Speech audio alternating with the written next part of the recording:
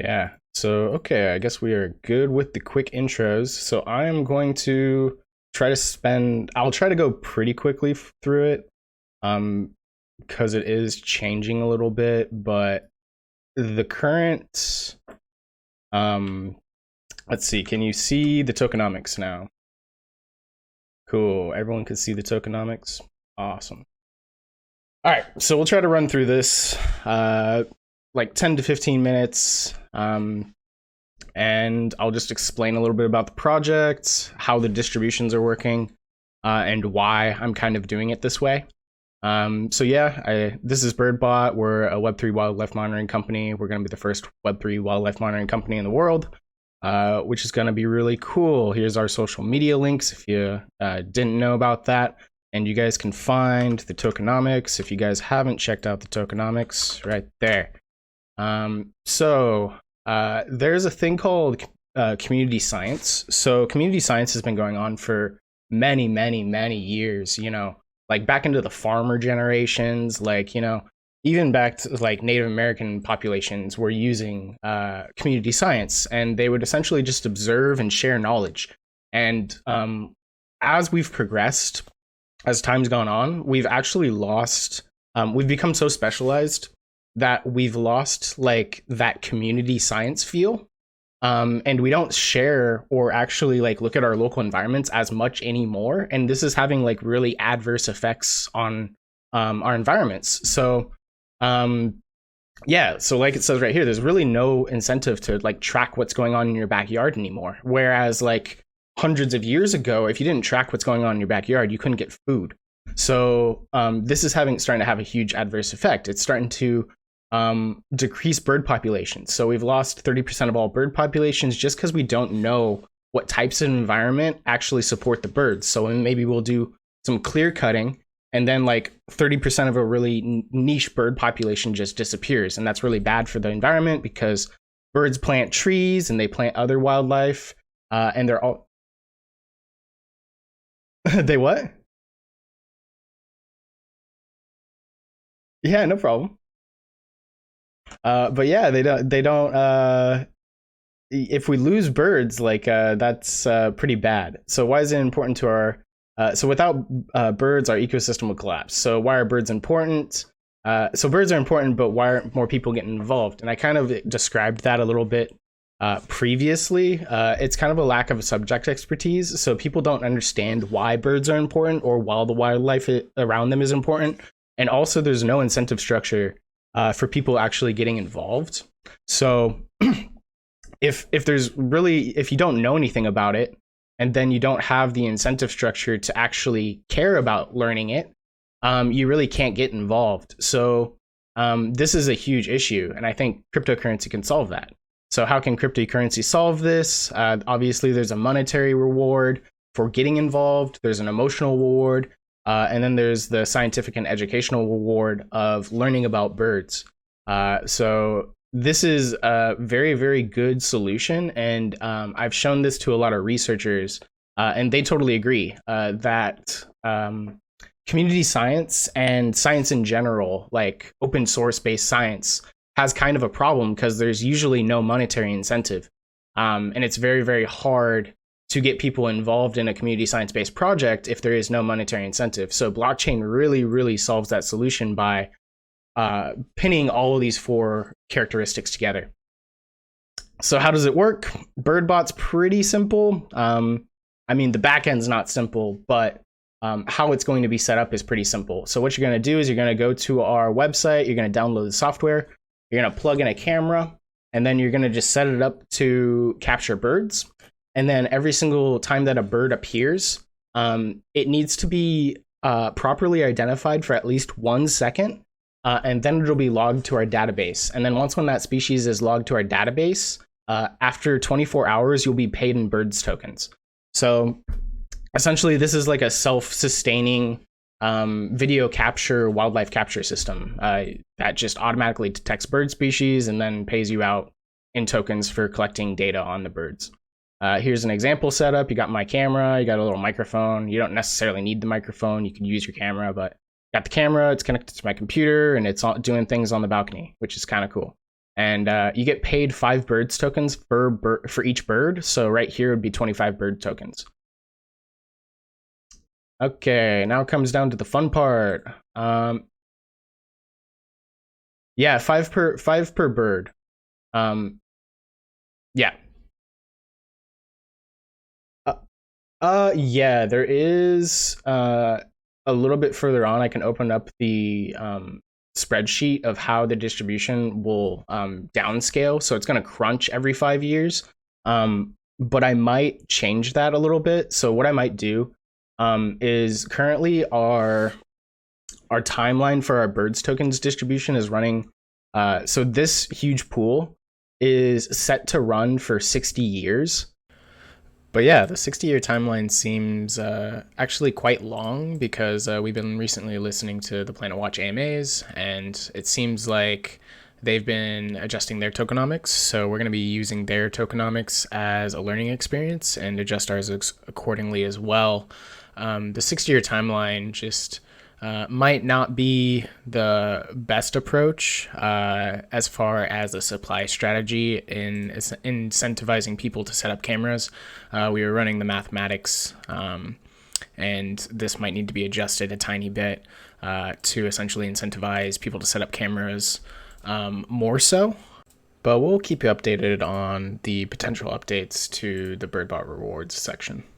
Yeah, so what is likely to have happen here is that we'll just shrink this 60-year timeline down to 30, and the rewards for setting up BirdBot software, BirdBot cameras will get doubled. So there'll be a daily limit of 1,000 birds tokens per day instead of 500 birds tokens per day. But yeah, I'll start to go into kind of what these do really quick. So the Yieldly pool, there's 10% of the token distribution was allocated for a Yieldly pool. Yesterday, we split this in half. We're going to be using 5% of it for an algo stake pool and 5% of it for a Yieldly pool. So I'll update the tokenomics later this week. The Tiny Man LP pool is being distributed pretty much every month on a scheduled basis, and hopefully this will be fully distributed by the end of 2 years. This is where we're all getting paid. So I'm getting paid from this portion, and then the NFT partners are getting paid from this portion. And the distribution follows on a different Reddit page later, which you guys have seen. And then the community airdrops. This is kind of the pool that is being used for airdrop incentives. Right now, it's not really actively running. The first time that this will be used will be for the quarterly airdrops. The community voted grants, that's just for us to essentially have organizational partnerships with nonprofits. Essentially, we'll just propose a grant to the community with a nonprofit organization we want to work with, and then you guys can vote on it, yay or nay. And if you guys vote yes, then we get to, pay them birds tokens, and then we get to work with them on a project, and then we get to document it and then show it to the community, which is kind of cool. And then this is currently, if you guys have seen in the Discord, this is what's going on right now. So there's I wouldn't say a large chunk. There's a small chunk of tokens allocated for community-based jobs. So like social media promotions, moderation people, bounty hunters, bug teams, anything like that could be in a community job. So we allocated a little portion for that. And here's kind of going into the yearly distribution. There's supposed to be a link right here, I think. Oh, okay, here. So here you go, Nadeem. This is where a little bit of the mathematics comes in, right? So like I was saying, it's like scheduled for 60 years. And then there's like a daily reward crunch. So every 5 years, essentially it would crunch by 50%. And then I have an estimated user count, which has a formula. It doesn't really matter, but yeah, essentially like by the end of 60 years, right, you're paying like a quarter of a birds token, which is not a lot, but 60 years from now, maybe birds token's actually worth something. I don't know. But yeah, essentially this is the mathematics that go into this, reward timeline that makes sure that we don't run out of birds tokens anytime soon. And then here's kind of the breakdown of this. So this is the breakdown of the reward pool. So essentially the daily rewards, you get 50 birds per user a day. And then we think we're going to have like around 5,000 users in the first year. Planet Watch is hitting around that. They have, I think they're on their like second year officially, and they're hitting around 30,000 tier 1 sensors, which is like way above their mark. So we might need to restructure this a little bit, but only time will tell. And then this is the Tiny Man LP distribution. So we launched with 1,000 algo tokens, and then we essentially tried. Long story short, we did reach this. We reached our launch value. So we have 1,000 algo tokens in the pool, and then we had 500 million birds tokens in the pool. And it's now doing whatever it's doing. And essentially, we're going to be adding 500 algo every month on the first of each month, and that'll equate to about that many birds. And then and then here's some ways that you can get community airdrops. Essentially, social media posts, sharing and promoting. We're doing a sharing and promoting community event right now. Maybe in the future, if people hold your NFTs in the future, maybe they can get some airdrops, stuff like that. Community grants, I kind of already went into that, but essentially we'll vote on a grant, and essentially we'll award them 20 million birds, and at whatever present value, if we choose to convert that to money, it'll be converted to money. And then we'll be able to use this money to essentially do a project with them. Some of them want to set up, cameras in the desert, or, they want to set up an eagle cam, or maybe they'll set up like a hawk cam by the river. So essentially that's like what this money will be used for. It'll be used for like making buying solar panels and like connecting that to like a battery supply. Because in these remote areas, it's very, very hard to get cameras out there. So it can be costly. So essentially this will be helping doing that. Yep. Yeah, it'll be for the camera. Oh, so like to purchase a camera, okay. I've never really thought of that, but let's see. Yeah, we can put it in the community airdrops. I don't see why not. So like, let's say we launched the Kickstarter, and I think that's a good idea, because every camera should come with BirdBot tokens anyways. So I think if you buy the camera on Kickstarter, we will be airdropping you birds tokens. That's a good idea. On the camera. Yeah, I'll do some math. I haven't really done the math yet, but let's see. Yeah, because I do want it to be profitable.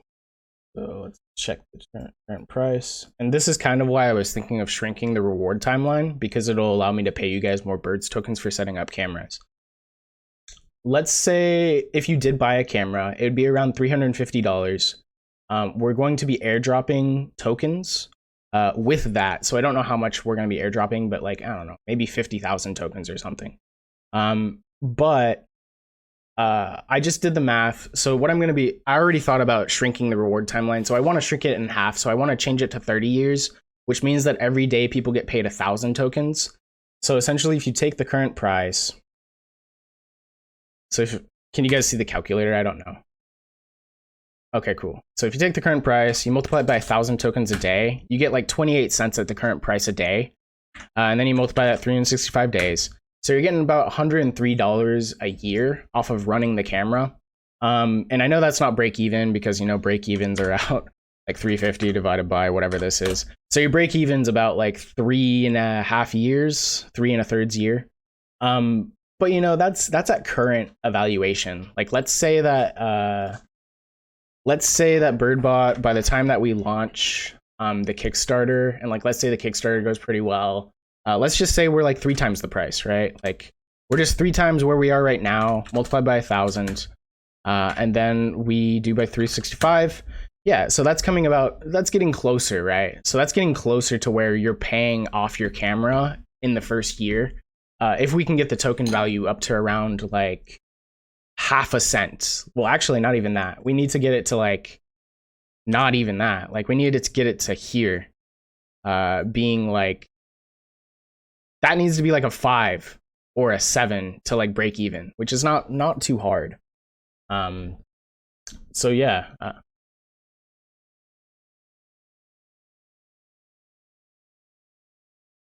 Yeah, I think so too. I think it'll be possible to where the camera breaks even in the first year if we do the promotion and marketing right. So I'm not too worried about it. I think it'll be. I'm actually pleasantly surprised with the Planet Watch model because their sensor actually pays their tier 1 sensor pays you $2,300 a year, which is just a lot of money. So I'm hoping that the BirdBot camera will get to a similar price range to where it'll be paying people significant amounts of money to run cameras. And here, yeah, go for it. No, go for it.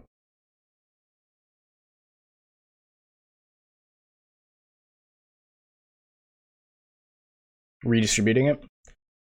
Maybe when we actually like get pretty big funding, we could do a strategy like that. Um, yeah, token supply burning is a good idea. I haven't really thought of an actual burn strategy yet. I'll have to look at other cryptocurrencies like Terra Luna. I think they do a lot of burning, and that is really successful for their company. But like I said, I haven't checked out burning yet.